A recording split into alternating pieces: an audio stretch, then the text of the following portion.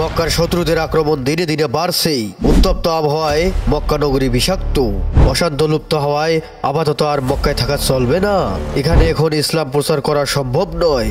তাই কিছুক্ষণ মুহাম্মদ সাল্লাল্লাহু আলাইহি সাল্লাম ভেবে নিলেন। তারপর নবীজি সাল্লাল্লাহু আলাইহি সাল্লাম মক্কা থেকে সাময়িক বিদায় নিয়ে সুদূরের পথ তাইফের ময়দানে রওনা দিলেন।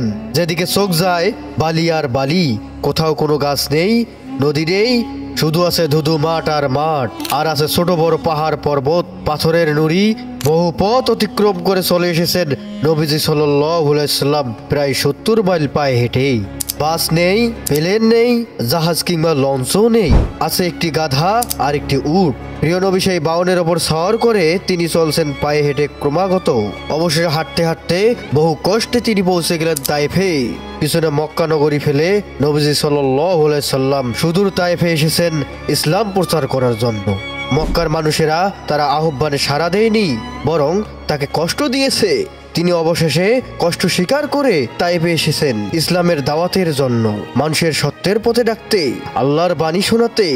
কিন্তু তাদের মনে কোনো সুখ ছিল না, কেননা তখনও সেখানকার সুন্দর মানুষ গড়ে ওঠেননি। তারা একে অপরে কলহ বিবাদে লিপ্ত থাকত, অপরের হক অবৈধভাবে নষ্ট করত, তারা বিভিন্ন পাপের কাজে লিপ্ত থাকত। আজকে উঠলেন নবীজি সাল্লাল্লাহু আলাইহি সাল্লাম। তার কোমল হৃদয়ের ব্যর্থতা জোয়ারে দুলে উঠল। তিনি দয়ার নবী, মানুষের অধপতন তিনি দেখতে পারেন না। মানুষ তো আশরাফুল মাখলুকাত, সৃষ্টির সিরাজীব, তাদের স্থান সবার উপরে। কিন্তু পাপী মানুষদের স্থান?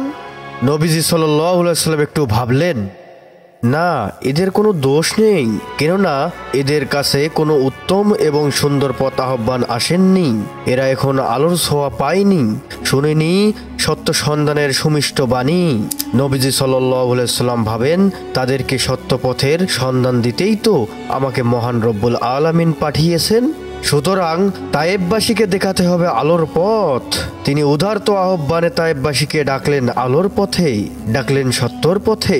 তিনি তায়েববাসীকে বোঝালেন, একদিন তোমরা মরে যাবে, কবরে যেতে হবে, কৃতকর্মের জন্য হিসাব হবে। অতএব ফিরে এসো সত্যের পথে, ফিরে এসো আল্লাহর পথে। তিনি সত্য, তার রাসূল মুহাম্মদ সাল্লাল্লাহু আলাইহি সাল্লাম সত্য। আল্লাহ ছাড়া তোমাদের জন্য আর কোনো প্রভু নেই, ত্রাণকর্তা নেই। তোমরা তার ইবাদত করো। আমার কাজ তোমাদের কাছে সত্যবাণী পৌঁছে দেওয়া। নবীজি সাল্লাল্লাহু আলাইহি সাল্লামের আহ্বানে তাইফের অনেকেই সাড়া দিলেন। তারা ইসলামের ছায়াতলে আশ্রয় নিয়ে প্রশান্তির নিঃশ্বাস ছাড়লেন। দীর্ঘদিনের আধারের ক্লান্তি ঝেড়ে তারা আলোর ঝলকানিতে নতুন করে তাজা হয়ে উঠল। তারা সবল হলো এবং তাদের শান্তি ফিরে এলো। কিন্তু এদিকে কাফেররা রুখে দাঁড়ালো। তাদের বিষাক্ত থাবা বেরিয়ে পড়লো, ছড়িয়ে পড়লো তারা তাইফের অলিতে গলিতে। কাফেরদের বুকে দাউ দাউ করে প্রতিশোধের আগুন উঠলো। কে এসে তাদের কওমের লোকদেরকে বিভ্রান্ত করছে? কাফেররা আরো খেপে যায়। মহানবী সাল্লাল্লাহু আলাইহি সাল্লাম তাদেরকে আহ্বান জানান, এসো সত্যের পথে, এসো আলোর পথে। কাফেররা নবীর কথা শোনেন না। তারা প্রিয় নবীকে কষ্ট দিতে শুরু করে, পাথর ছুঁড়তে শুরু করে। নবীজি সাল্লাল্লাহু আলাইহি সাল্লামের পবিত্র শরীর থেকে ফিনকি দিয়ে রক্ত ঝরতে থাকে। রক্তে ভিজে যায় তার দেহ কদম মোবারক। তিনি কষ্ট পান, কিন্তু তিনি নিরাশ হন না। শরীরে সমস্ত ব্যথা বেদনা কষ্টে আকাতারে সাহ করে, তবু ঠোঁটে হাসি ফুয়ারা ধরিয়ে তাদেরকে তিনি ডাকেন, এসো সত্যের পথে, এসো আলোর পথে, এসো কল্যাণের পথে। আল্লাহর পথেই তো একমাত্র উত্তম পথ। মুহাম্মাদের সাথীরা বললেন, কাফেরদের জন্য বদদুয়া দিন নবী, তারা তো শুধু কষ্টই দিচ্ছে, শত্রুতা করছে আমাদের সাথে।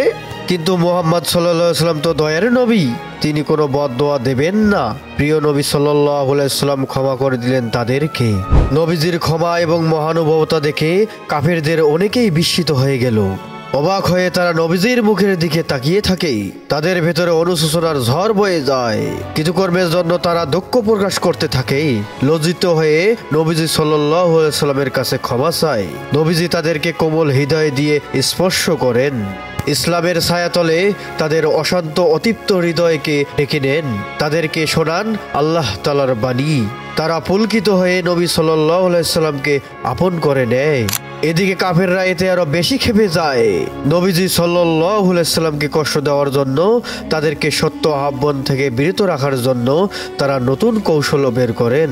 কিন্তু দয়ার নবী সব বাধাই দুপায়ে মারিয়ে সামনে এগিয়ে চলেন, ক্রমাগত সামনে।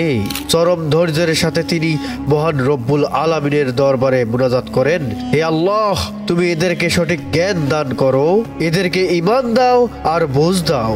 যারা এদের মধ্যে সত্য মিথ্যার পার্থক্য বোঝে না, তাদের অন্তর থেকে কালিমা দূর করে দাও, এদের ওপর রহমত করো।